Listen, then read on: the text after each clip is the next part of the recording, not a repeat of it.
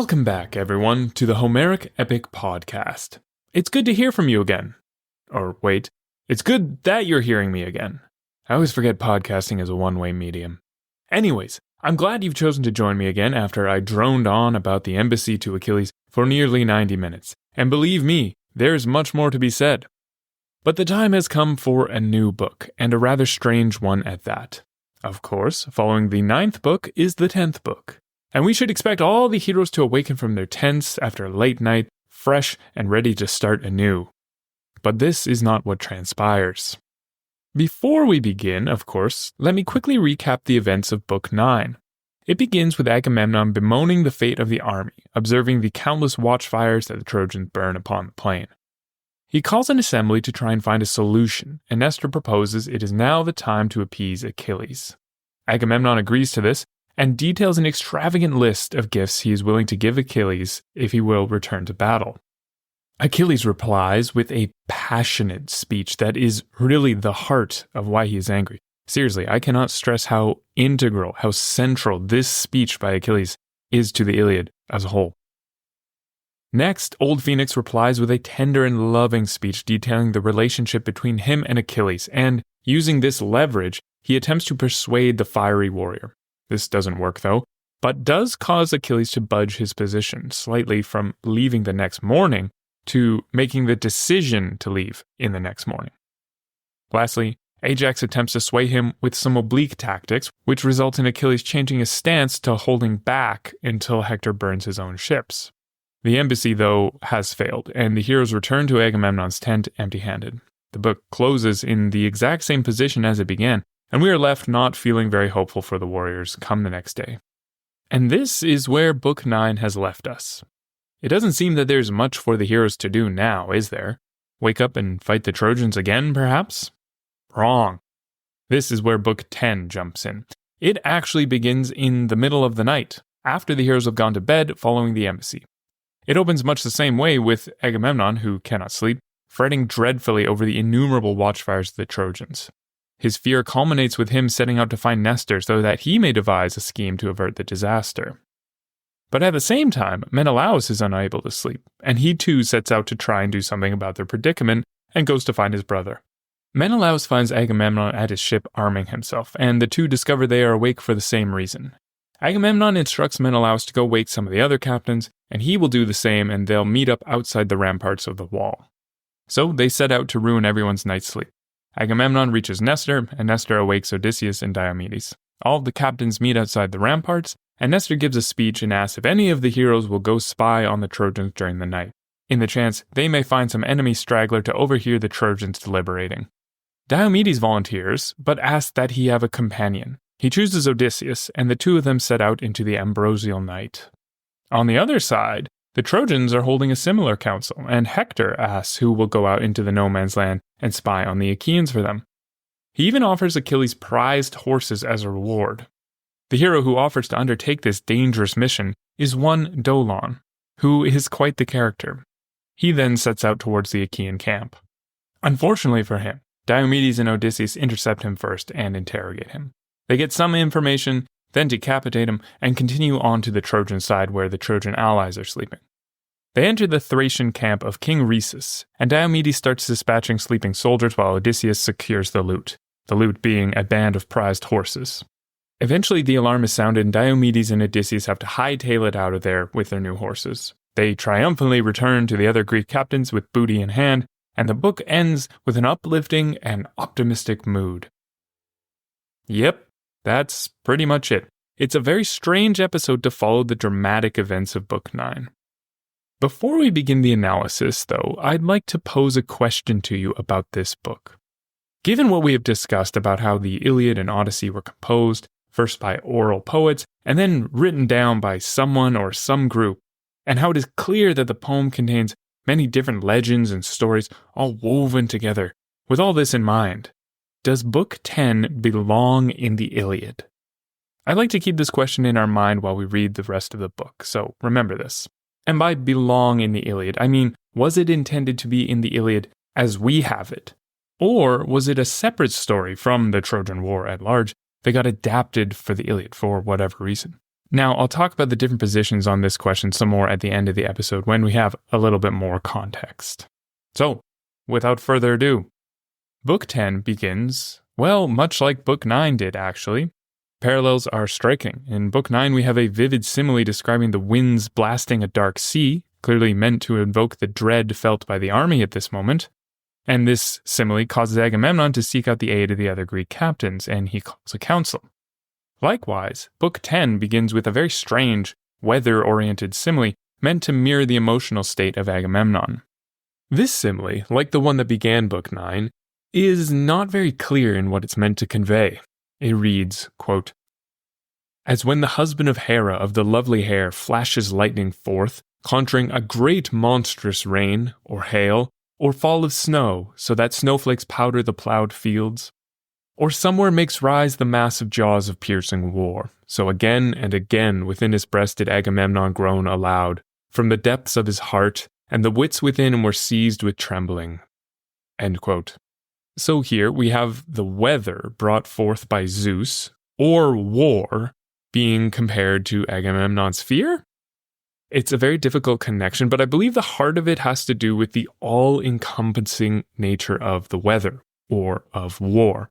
The swirling, torrential nature of the rains or hail or snow or war brought on by Zeus is the aspect of Agamemnon's fear that the poet is trying to emphasize here, instead of some more superficial aspects like sensations or colors.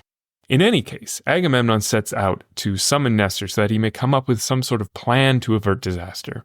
Which is rather strange, isn't it? Agamemnon has already canvassed the group of Greek captains for a solution, one that might have actually worked. And Nestor proposed making amends with Achilles. We know the outcome of that, but now Agamemnon seeks Nestor for another solution that may avert disaster. This is part of the awkwardness of Book 10. It takes place after such a pivotal episode that it feels, well, unnecessary. Back to the narrative, though. At the same time, Menelaus could not sleep, but his reason is all the more interesting, quote, "And in the same way trembling took hold of Menelaus, for sleep was not settling on his eyelids either, lest the Argives suffer, they who for his sake had come over the vast sea to Troy to stir up ferocious war." End quote. It seems Menelaus is quite aware of his role in all of this, much like his wife Helen was shown to be back in Book 3. I find it impressive how the poet creates such depth in his characters with tiny, offhand comments like these. In just one line, we are shown the inner psychology of Menelaus, and he ceases to be a one-dimensional warrior king, and now much more of a man. Because of these feelings, Menelaus rises first to find his brother and intercepts him at the stern of his ship. The chance meeting is welcome to both men, and Menelaus is the first to mention what will become the main event of this book, that is dispatching a spy to be sent among the Trojans. Menelaus says here, quote, "Why do you arm in this way, my brother? Will you dispatch some companion of ours as a spy against the Trojans? But I do greatly fear that no one will undertake this task for you, going alone to spy on enemy men. Through the ambrosial night, surely that man will be bold of heart." End quote. Notice how Menelaus mentions the fear of setting forth amidst the Trojans and how bold you would have to be to undertake such a task. This is going to be important later on. Agamemnon answers him and mentions the deeds of Hector of the previous day, quote, "For I have never seen nor heard tell of one man on one day contriving so much evil as Hector, beloved of Zeus, has wrought upon the sons of the Achaeans. On his own, he, the beloved son of neither god nor goddess. Such deeds he has committed as I think will weigh on the Argives for a long time to come. Such evils he has devised for the Achaeans." End quote. Now, why do I point this out? Because this right here is the kleos, the fame, the everlasting glory that Hector so desires. The deeds that he has performed already are unprecedented and noteworthy. Before the duel of Book 7, Hector mentions several times how even the loser of the duel would be remembered as being slain by Hector, and that, quote, "So someone will speak one day and my glory will never die," end quote. The process of kleos has already begun for Hector, and in a way, this has sealed his fate. But back to Agamemnon and Menelaus. Agamemnon commands his brother to go wake up Ajax and Idomeneus. He himself will wake Nestor. Menelaus has a follow-up question though. Where should they meet up? Apparently, the passageways through the ships of the camp are very easy to get lost in, and Agamemnon replies saying to wait for him outside the wall. So Agamemnon finds Nestor. They go through the obvious middle-of-the-night question of, what are you doing up right now? And Nestor immediately suggests dispatching someone to wake up Ajax and Idomeneus because their ships are the farthest end of the camp. Nestor then says something quite interesting, quote, "And dear though he is, and respected, I will reproach Menelaus. Even if you should be indignant with me, I will not conceal it, since he sleeps, and has left you to toil alone. Now he ought to be at work going among all our best men, in supplication, for a need has come that no longer can be borne." End quote. Again, such characterization packed into a small comment. Nestor implies that Menelaus has expectations on him because of his station, no doubt due to it being his wife that they have come to Troy for, and that he is shirking these duties to his brother. But Agamemnon is quick to correct Nestor here. Quote, "Old father, another time I even encourage you to blame him, for often he holds back and is reluctant to go to work. Not withdrawing because of shirking or thoughtlessness of mind, but looking to me and waiting for my urging. But this time he woke well before me and came to me." End quote. He defends his brother from undue criticisms, and simultaneously the poet highlights the direness of the situation. It is so bad that it prompted Menelaus to act above and beyond his character. We also just saw this statement in action when Menelaus defers to his brother on where they should meet up. He didn't take the initiative there, he looked to Agamemnon for advice. So the two set out to rouse the others, and first come upon Odysseus. The array of ships along the Trojan beach traditionally has Ajax and Achilles at the extreme ends of the camp, and Agamemnon and Odysseus at the center. So it actually makes a lot of sense that they encounter Odysseus first. After they explain the situation to him, the group sets out to rouse Diomedes. The scene is a humorous one where the older man wakes the sleeping younger one with his foot and berates him for spending the night sleeping. Diomedes complains that Nestor is being impossible, and that shouldn't he be sending a younger man to do such a job, one who might perhaps wake him up in a nicer manner? It's fully meant to be a lighthearted scene, but note the two heroes that we have been given a description of here, Odysseus and Diomedes. In the description of Odysseus, he is the one who anticipates their arrival by calling out to Nestor first, and Diomedes is, well, fast asleep. These initial scenes are meant to contrast the two figures who are meant to play a prominent role in the rest of the book. Odysseus, full of sense and foresight, is sleeping in his hut, and instantly takes in the situation at hand and complies. Diomedes, the younger soldier, is shown sleeping outside with his companions with his armor next to him. He resists Nestor's rude awakening, but answers in good humor. We'll see more of these two heroes in just a few lines, so let's continue. All the Greek captains convene at a spot outside the wall and across the ditch. In a subtle illustration, the poet shows us the devastation caused thus far by Hector in a simple way, quote, "When they had gone across the trench that had been dug, they were seated in a clear space where the ground showed through the bodies that had fallen, the place from where mighty Hector had turned back." End quote. It was stated at the beginning of the poem, the wrath of Achilles, that, quote, "Polos diphthemus sukas aidi proiapsin heroon." That is, in English, many mighty souls of heroes hurled forth to Hades. The irony is that the wrath of Achilles allowed Hector to kill the heroes freely, and the result of this is little ground not covered in corpses. With the captains thus assembled, Nestor issues forth a challenge. Who is willing to go spy amongst the Trojans this night to learn whether they plan to stay afield or withdraw back to the city? Accompanying such a feat, he promises great glory, and that each noble will provide a black ewe and its young in return, which he says no possession vies with it, apparently. Before any shaming is required by Nestor to get the youngsters to act, a la the challenge of Hector in Book 7, Diomedes says that his heart urges him to undertake the task. But he has one request, a companion to join him on the deadly mission. To this, the rest of the heroes are all willing to join him.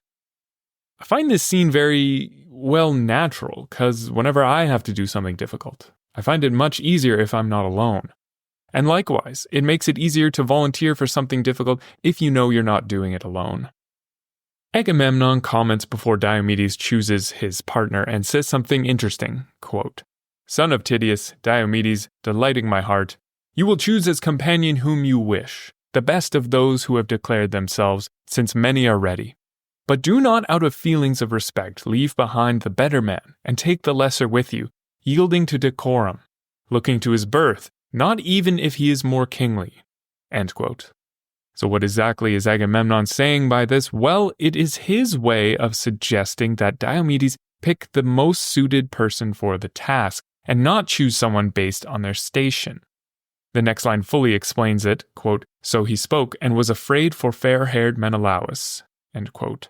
For all Agamemnon's faults, he does care deeply for his brother. This scene shows also that Agamemnon is capable of some subtlety as well, as he attempts to influence Diomedes' decision without him noticing this intention. Well, Diomedes announces that he will choose Odysseus, the reasons being that his heart and spirit is strong in every kind of labor, and that Pallas Athena loves him.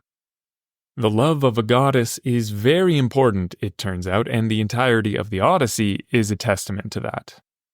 Odysseus graciously thanks Diomedes for the kind words and suggests they hurry up because, quote, "The stars have advanced in their course and the greater part of night has passed, 2 of the watches, but the 3rd watch still is left."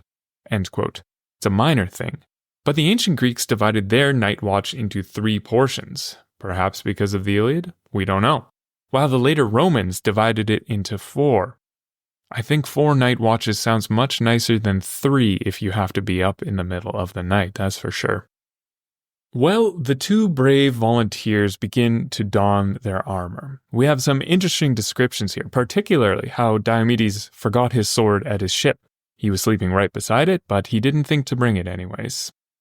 Also how the helmet he wears guards the head of a hot-blooded young man, of which he certainly is one. Odysseus, though, is given a very particular gift to which we are told an elaborate backstory about.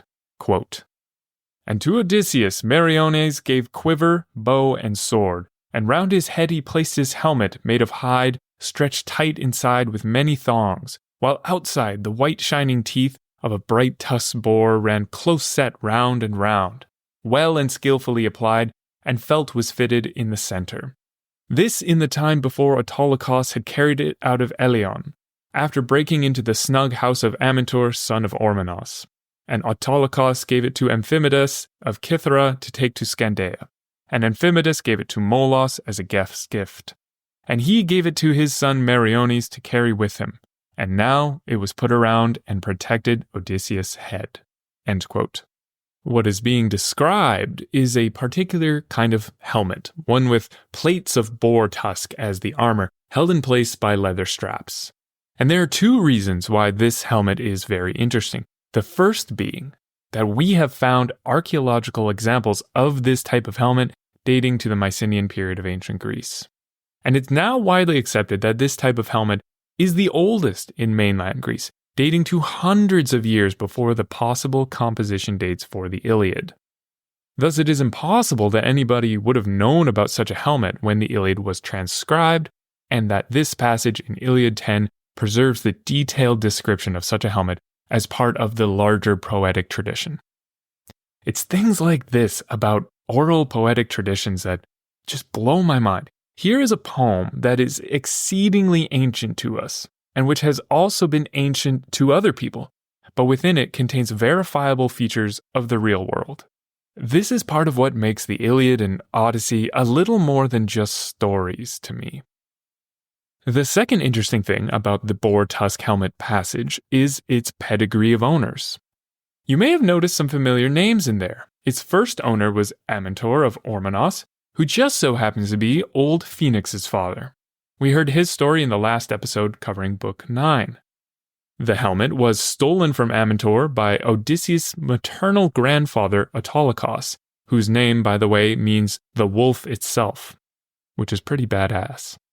Autolycus later gave the helmet to Amphimedes from the island of Cythera, who in turn gave it to Molos the Cretan, the father of Meriones, who now gives it to Odysseus. This description shows how an item of honor might travel the Mycenaean world in a series of guest friendship exchanges. We saw a depiction of such an exchange in Book 6, when Glaucus and Diomedes exchanged gifts of guest friendship upon learning their grandfathers had been friends. It also shows how honor is conveyed to an object by its owners, apart from its material value. So, our two brave heroes set out into the ambrosial night. And I always found it convenient that the two heroes happened to have the same patron goddess, that is Athena. And in this episode, they both rely on her heavily. Diomedes, we saw in Book 5, was able to wound Ares, the god of war, with Athena's aid. And looking forward to the Odyssey, Odysseus receives Athena's aid countless times throughout his journey home. The two heroes are closely connected to Athena throughout myth, and this episode is just one from the Iliad that meshes with this existing tradition. Thus, before the pair set out, Athena gives them a sign in the form of a heron's cry. Odysseus perceives it and prays that Athena again be his friend and grant that they return having accomplished a great deed. Diomedes, too, prays that Athena help him in the way that she helped his father Tydeus in his mission to Thebes.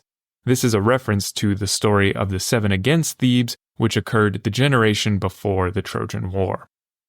Explaining the references to the Theban cycle of myths that occur in the Iliad could be an episode on its own, so I'll have to leave that here for now. After the hero's departure, the narrative switches sides. As it turns out, the Trojans are also holding their own midnight council to see if anyone is willing to spy on the Achaeans. Hector makes his intentions clear, stating that he will give the best horses and chariot from among the Achaeans to whomever will undertake this task. These horses are meant to immediately be understood as the horses and chariot of Achilles, that is. Hector wants to know whether the ships are still guarded or if the Achaeans are making plans to flee. And after the previous day of battle, where Hector first earned the epithet man-slaying Hector, he is in very high spirits. As is natural, I think, and he assumes that this momentum will continue in his favor through the next day. For Hector, this is the first time, ever, that victory is within spitting distance. We have heard about the previous years of the war where the Trojans were literally penned in their city like sheep, or when Achilles mentions that Hector never used to come as far as the Scaean gates while Achilles was active. But now Hector has pushed the Achaeans back to their wall, and in a state approaching that of desperation, he sends a spy out to gauge the situation. After making his announcement, the poet takes a moment to describe the man who will answer the call. Quote, "Now there was among the Trojans a certain Dolon, the son of Diomedes, a sacred herald, a man of much gold and much bronze, who was, to be sure, mean in appearance but swift of foot. And he was the only son among 5 sisters. He it was who then made speech to Hector and the Trojans. Hector, my heart and my strong spirit urge me to go close to the fast-running ships and find this out. But come, and hold up this scepter for me and swear to me that you will give me the horses and chariot wrought with bronze that carry the blameless son of Peleus. I will be no idle scout for you, nor short of expectation, for I am going to their army, right through until I come to Agamemnon's ship, where I think the nobles likely are taking counsel whether to flee or whether to fight." End quote. So we learn a couple of things about this Dolon character straight off the bat. Of course, like any hero in the Iliad, his parentage is very important. We are told here that his father is a herald, which, normally, very important position. We've seen that heralds wield the authority of gods and are capable of making independent judgments and decisions, as in the case of the duel between Ajax and Hector in Book 7, which was prematurely called off by an agreement of heralds from both sides. So Dolon has that going for him, but unfortunately not much else. While his father is wealthy and Dolon is swift of foot, he is also mean in appearance, which means he ugly. Generally, in Greek mythology and ancient literature, beauty was synonymous with good, and ugly synonymous with bad. Heroes are good and noble because they are beautiful, and people are bad because they are ugly. Prime example is Thersites from Book 2. But it's not so much that Dolon is bad here, but that he is ill fit for this mission. The poet is implying that he doesn't come from the right stock for such a daring mission. The poet also mentions Dolon's 5 sisters, perhaps implying that he's a little soft because of this, or maybe that they spoiled him or something. Dolon also asks for Achilles' horses, which is meant to be laughable, as it would be completely inappropriate for such an insignificant person such as him to own Achilles' immortal horses. But Hector does assent to this wish, and so Dolon sets out to reach Agamemnon's ship at the heart of the Achaean camp. But before any hero goes anywhere, he must arm himself. And so Dolon does, arming himself with a bow, a grey wolf hide, and a cap of weasel skin. This, I think, is a moment of sly humor on the part of the poet, dressing the minor Dolon in a weasel skin cap for a night of slinking and spying. Contrast this with the prestigious boar's helmet worn by Odysseus, and the humor is even more apparent. The cool thing is that we have some pottery depicting Dolon and his weasel skin cap from the classical period, so we know his story must have been a popular one. Of course, we also know that this mission will not end well for Dolon, as the poet plainly states, quote, "He set out towards the ships from his army, nor was he destined to come back from the ships and bring report to Hector." End quote. The next scene has Odysseus and Diomedes immediately spying Dolon as he leaves his camp. They decide to let him pass them so they can chase him down and pin him against their ships if necessary. The two heroes lay down among the corpses and Dolon runs by. The text here states something interesting, quote, "And when he was as far away as the width of a day's plowing by mules, for they are better than oxen in dragging a wrought plow through the deep fallow land, the two men ran at him, and hearing the thud of their feet, he came to a halt. For in his heart he hoped that comrades were coming from the Trojans to turn him back, Hector having summoned him again." End quote.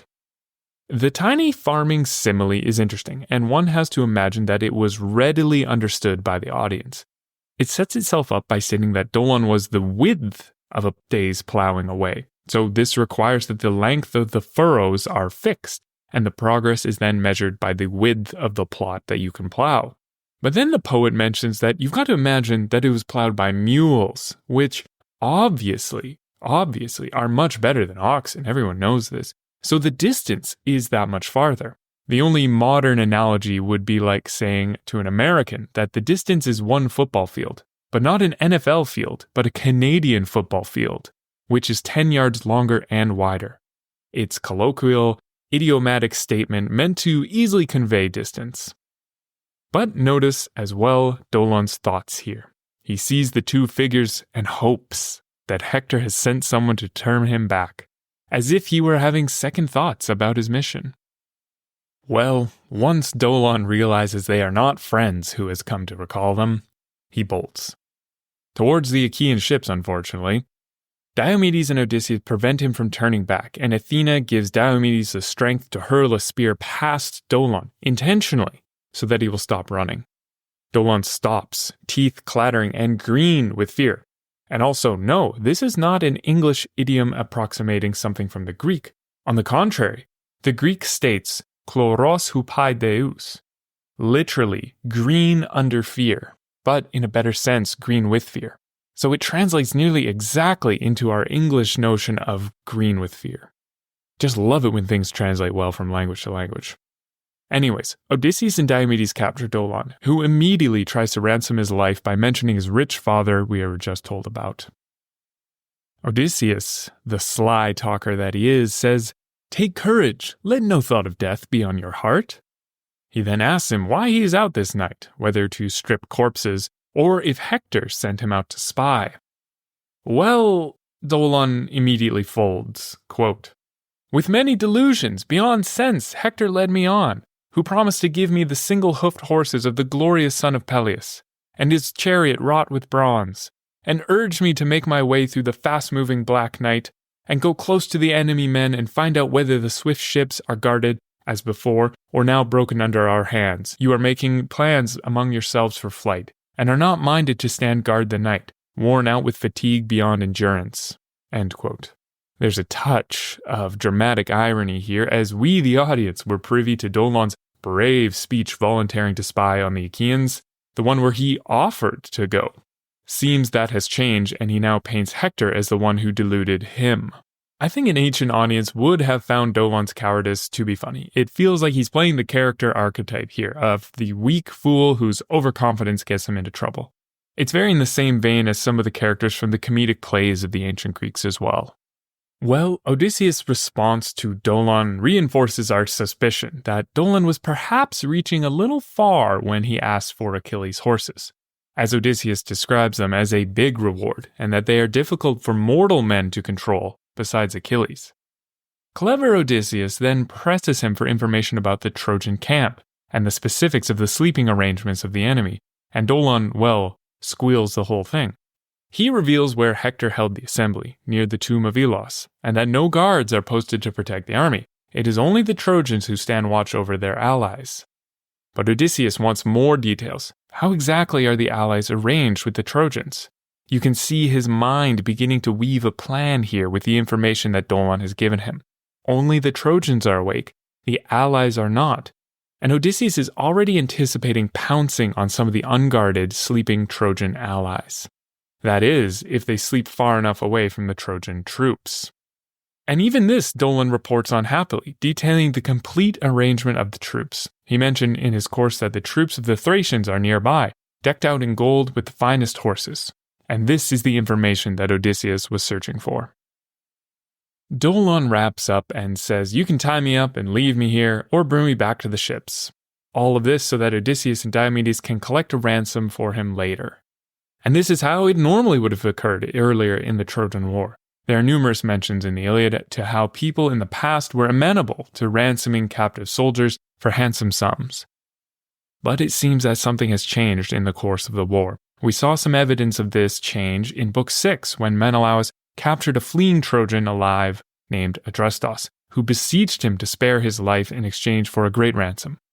But Agamemnon then lectured his brother and changed his mind, and the two do away with poor Adrastos. There will be more occasions of this refused ransoming in the Iliad, which is meant to highlight the brutality and desperation between the two armies after 10 years of war. But most of all, this is very bad news for Dolon, and Diomedes makes it known. He says that if they let him go, he will just be a pain to the Achaeans in the future. And quick as a flash, Diomedes severs his head, just as Dolon was going to grasp his knees and chin in supplication. You may be wondering, though, why did they kill him? Didn't Odysseus say they wouldn't? Well, not technically. What Odysseus says was that Dolon should take courage, let no thought of death be on your heart. Now, this is very different from saying, "We will not kill you," isn't it? This is the resourceful Odysseus from the Odyssey at work here, always twisting his words. Anyways, the pair do away with Dolon and dedicate his stuff to Athena, another reason why these two heroes are Athena's favorites.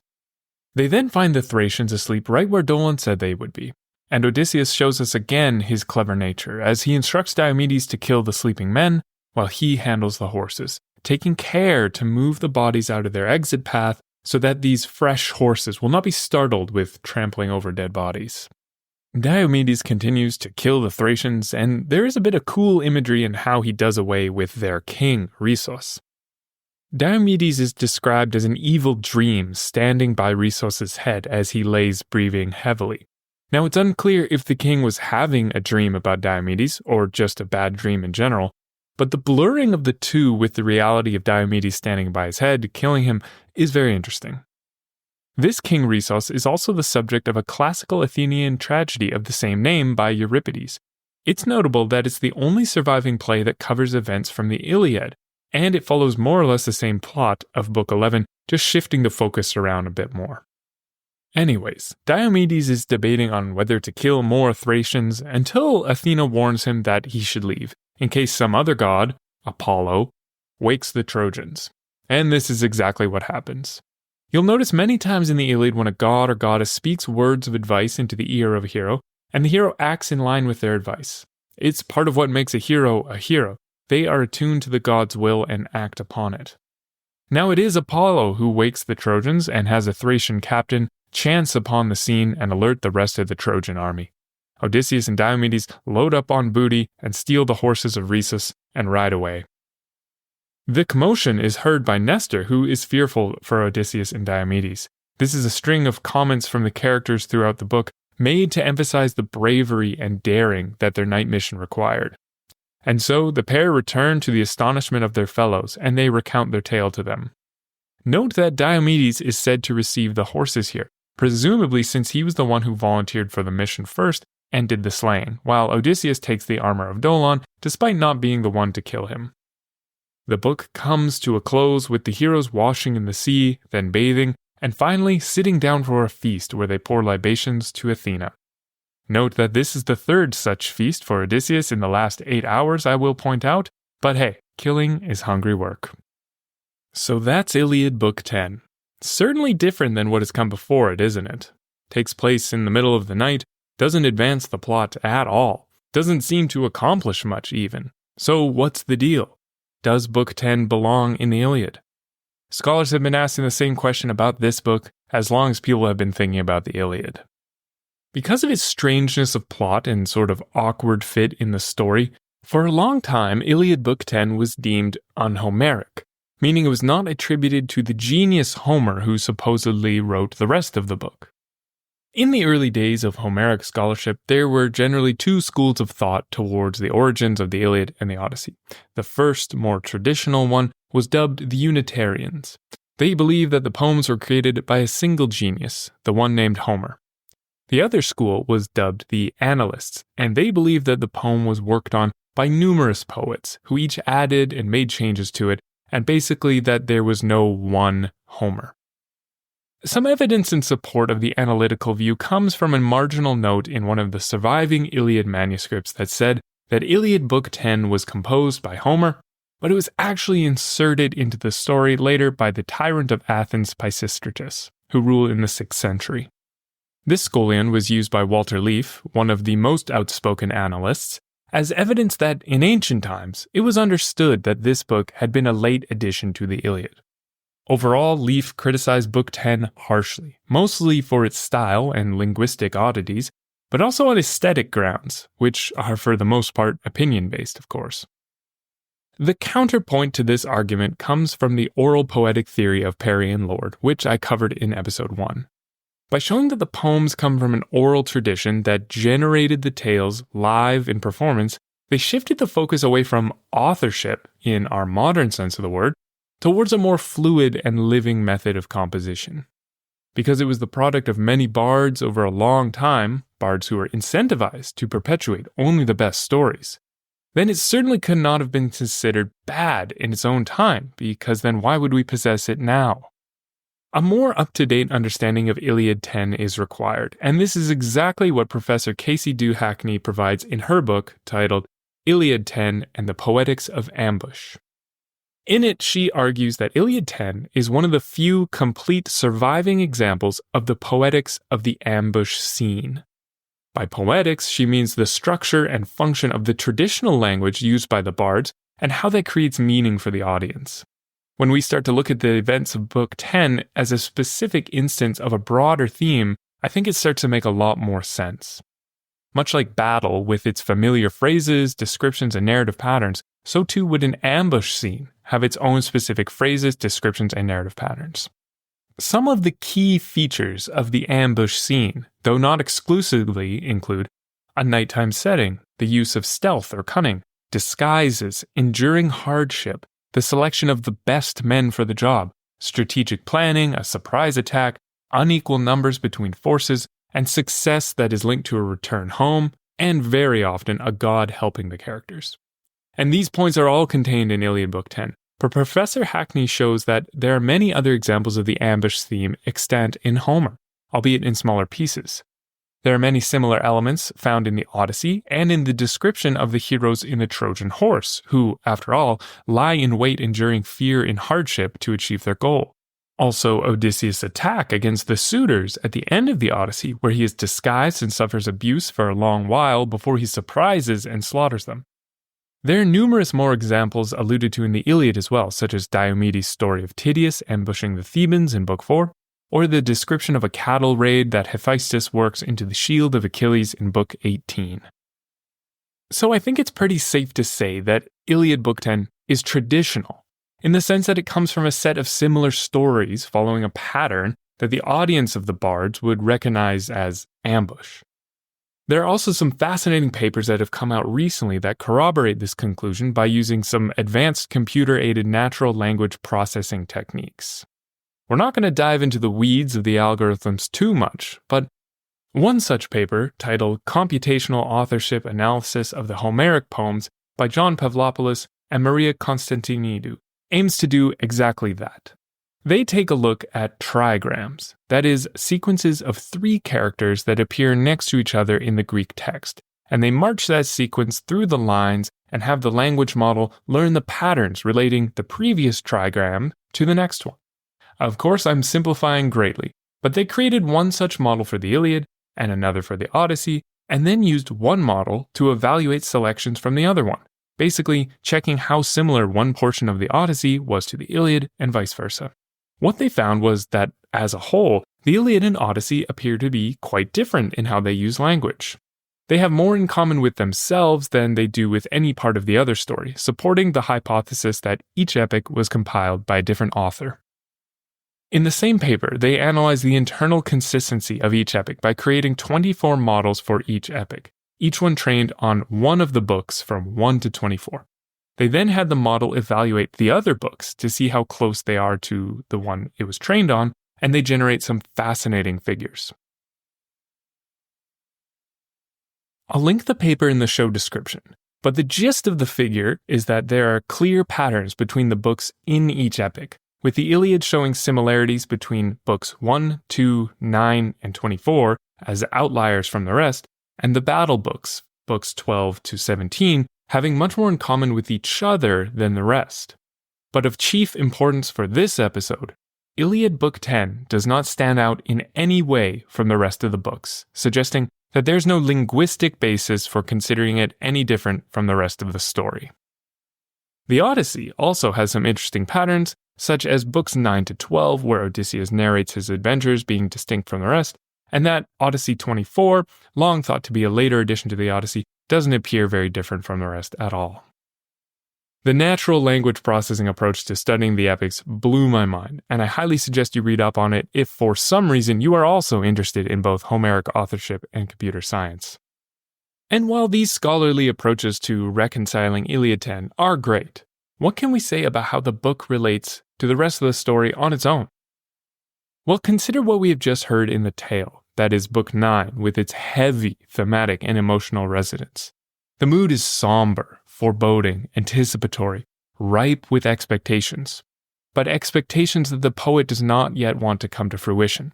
There's still lots of story left to tell, and so Iliad 10 can in one way be seen as a palate cleanser. A brief adventure ending on a high note to leave the audience with a more uplifted and hopeful mood. The poet is always at pains to ensure that the audience's mood lies where it is most appropriate to receive the story. And so, heading into the longest day of battle, comprising books 12 to 17, we must be in the correct emotional state for a long, drawn-out reversal of the Achaeans' fortunes. And if we are inclined to view the Iliad in the act format that I've described previously, then Book 10 as the start of the next act has even greater importance. For these reasons, I believe Iliad 10 can stand on its own solely due to its functional merits. With that, I will draw this episode to a close. I hope I have smoothed over the apparent strangeness of Iliad 10 just a little bit, so that now you don't see it as much of an outlier. Certainly, on the first pass, it jumps out as awkward and strange. But there are internal narrative consistencies to its inclusion, and as we have seen, also thematic and even statistical reasons for it as well. Rest assured, though, the next episode will be a return to our regularly scheduled programming of bloody Iliadic battle scenes. Book 12 is the beginning of the so-called longest day in the Iliad, a single day which comprises the events of Book 12 to 17, nearly a whole third of the epic. But I've droned on long enough. And I will drone on more in the next episode. As always, if you enjoyed this episode and want to hear more, please subscribe wherever you listen to your podcasts, or follow me on Substack to get all the episodes and anything else I find interesting on the Homeric epics, all for free. Until then, erostai akustoi philoi.